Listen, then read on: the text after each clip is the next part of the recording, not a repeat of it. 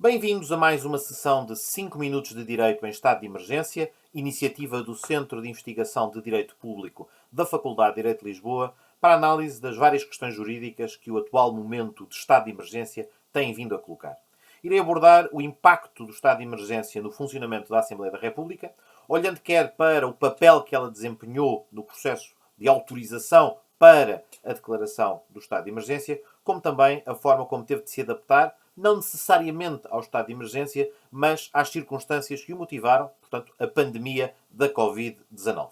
Começando pelo primeiro ponto, efetivamente, cabe à Assembleia da República, nos termos da Constituição e nos termos da Lei 4486, que regula esta matéria, autorizar o Presidente da República a declarar o estado de emergência. Ouvido o Governo, a diligência é essa articulada previamente e quando remetido para a Assembleia, essa audição já teve lugar, mas cabendo à Assembleia assegurar que, quando o estado de emergência abarca também o âmbito territorial das regiões autónomas, que sejam auscultados os órgãos de governo próprio das regiões, tarefa que a Assembleia desempenhou antes dos 3 momentos em que teve que autorizar a declaração do estado de emergência. Uma primeira, no dia 18 de março, em que pela primeira vez na história constitucional portuguesa, desde 1976, ela teve lugar. Uma segunda vez, na renovação desta autorização, a 2 de abril, e finalmente a 16 de abril, para o terceiro período de 15 dias, no qual ainda nos encontramos, em que a Assembleia também, mais uma vez, autorizou o Presidente da República a declarar o estado de emergência. Para além desta competência inicial, se quisermos, para a autorização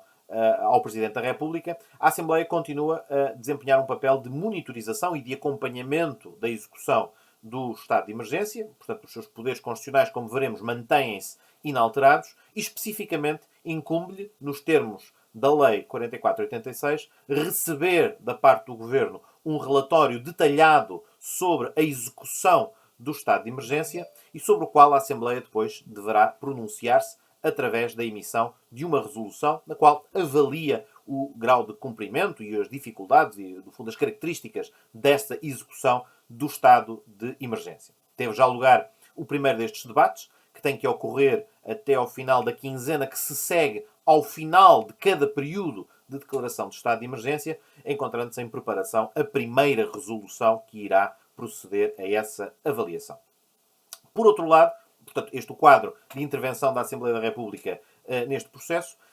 sendo importante realçar também, por outro lado, que ao nível do funcionamento da Assembleia há logo aqui um primeiro impacto. E é este o primeiro impacto que se prende com a urgência destas matérias. Portanto, nos termos da Lei 4486, a Lei do Estado de Sítio e de Emergência, tem caráter urgentíssimo a deliberação que a Assembleia é chamada a fazer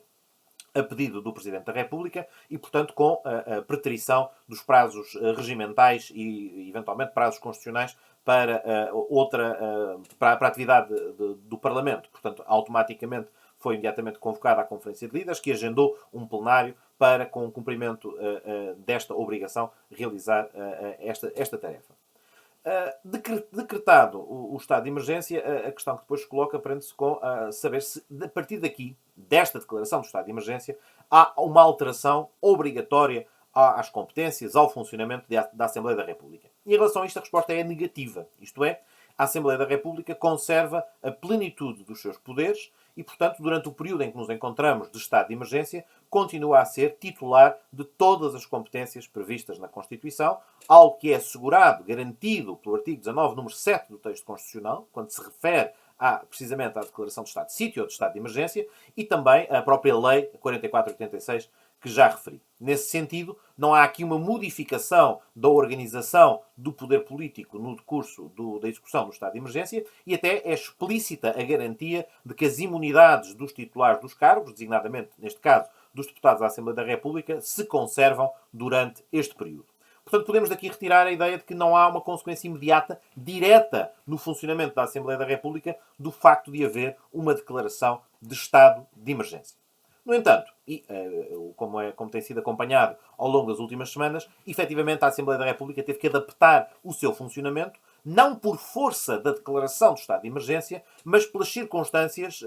pelos pressupostos que estiveram na base da declaração do estado de emergência, a pandemia da Covid-19, que obrigando à inexistência ou à redução ao mínimo de contactos sociais e da presença, da concentração de pessoas no mesmo espaço, implicou reprogramar, reorganizar, de alguma maneira até reinventar, no mínimo, o funcionamento dos trabalhos parlamentares, assegurando, todavia, que se mantém o cumprimento das regras constitucionais e regimentais em vigor. Portanto, logo a 16 de março, ainda antes da declaração do estado de emergência,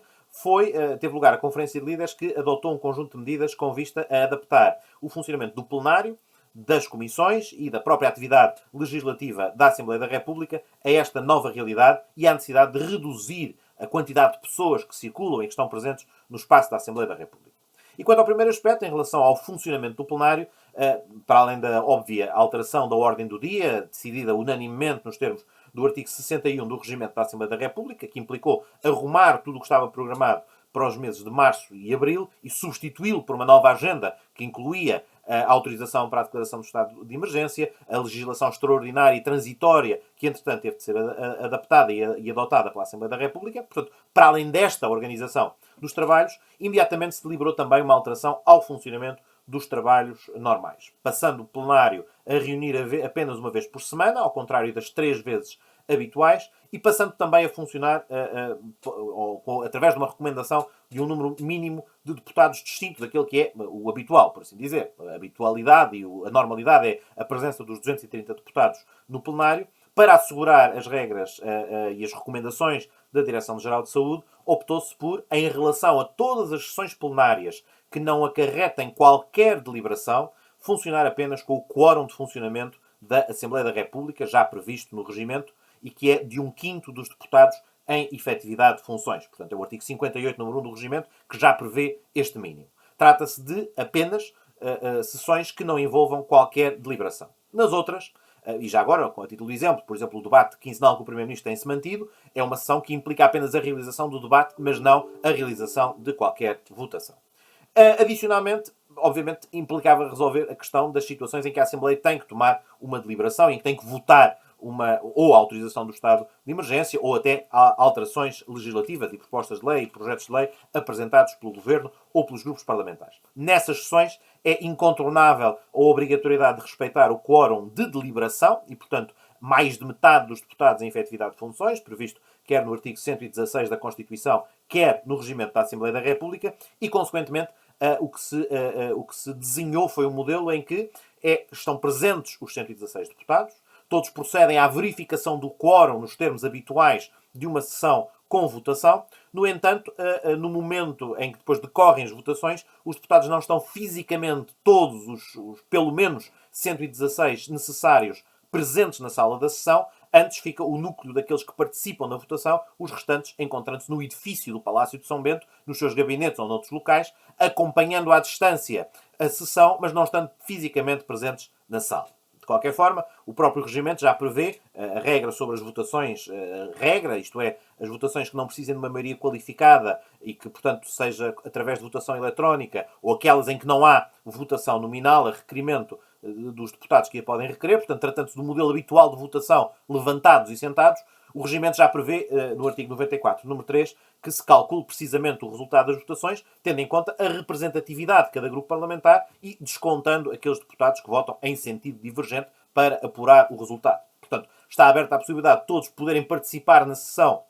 deslocando-se à sala quando pretendam votar de forma diferente, ou, portanto, quando pretendam acompanhar a sessão, mas garante-se que, para assegurar os tais mínimos, que não estejam necessariamente presentes naquela sala, na sala do plenário, nesse momento, tendo, no entanto, feito o registro da sua presença através do momento da verificação do quórum.